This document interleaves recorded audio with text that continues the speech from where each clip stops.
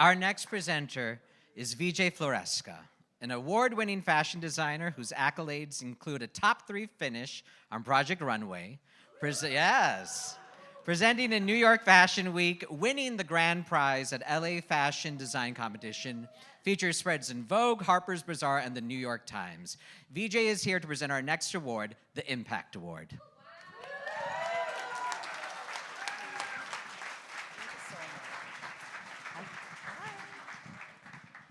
Thank you so much. Hi, everyone. My name is VJ Floresca. I'm a proud trans Filipina and, and a dear sister to Geena Rocero.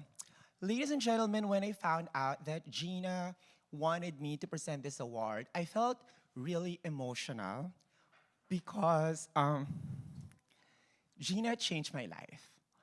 I remember vividly watching her TED Talk. You guys need to watch that TED Talk. It's so powerful and emotional that made me realize that there is nothing wrong with me.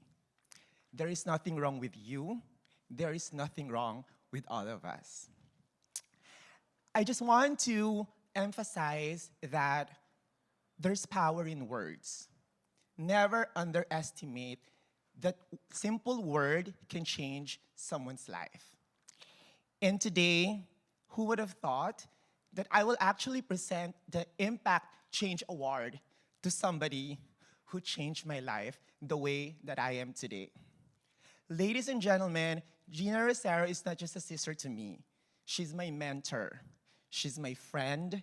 And she's the one who always constantly pushing me to never be afraid of reaching my dreams.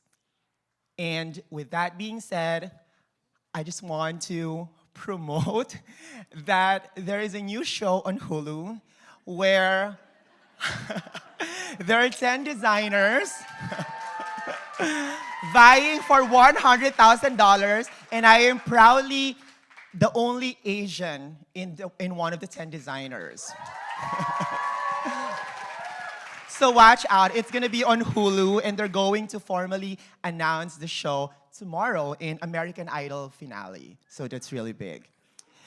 So, ladies and gentlemen, I am very, very proud and happy to present Act to Change Impact Award to the person who's beautiful inside and out. Ladies and gentlemen, Horse Barbie herself, Geena Rocero. Thank you, sis. Hi, everyone. Thank you so much for this incredible honor. The work of Act to Change, for all of us to feel seen and heard, to make us all feel beautiful. That's important. I commend your work. We're here at the Ride Back Ranch, and I'm Horse Barbie, and I think I'm kind of giving like a cowgirl look, right? Sort of like that. So I got that.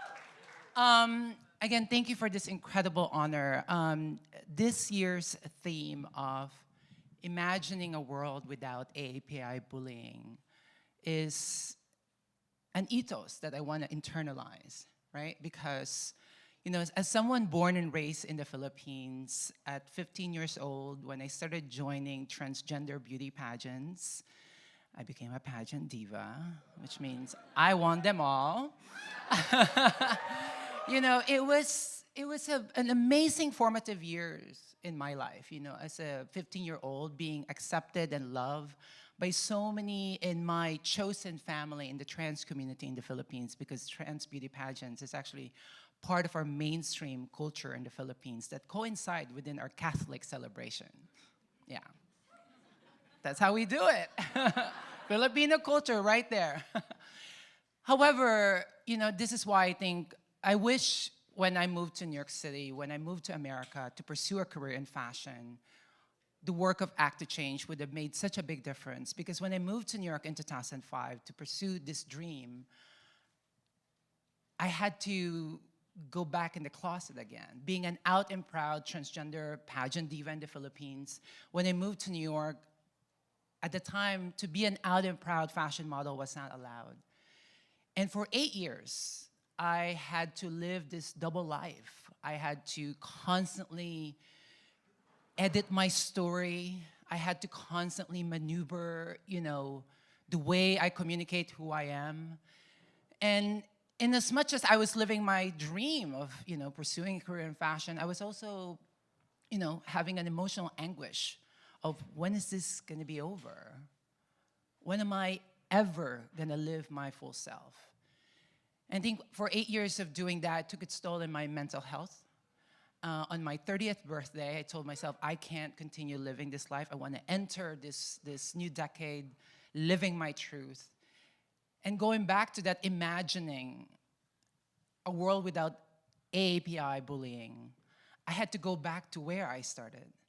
As I mentioned, in the Philippines, I had to remember the long history of trans and gender fluidity in our culture.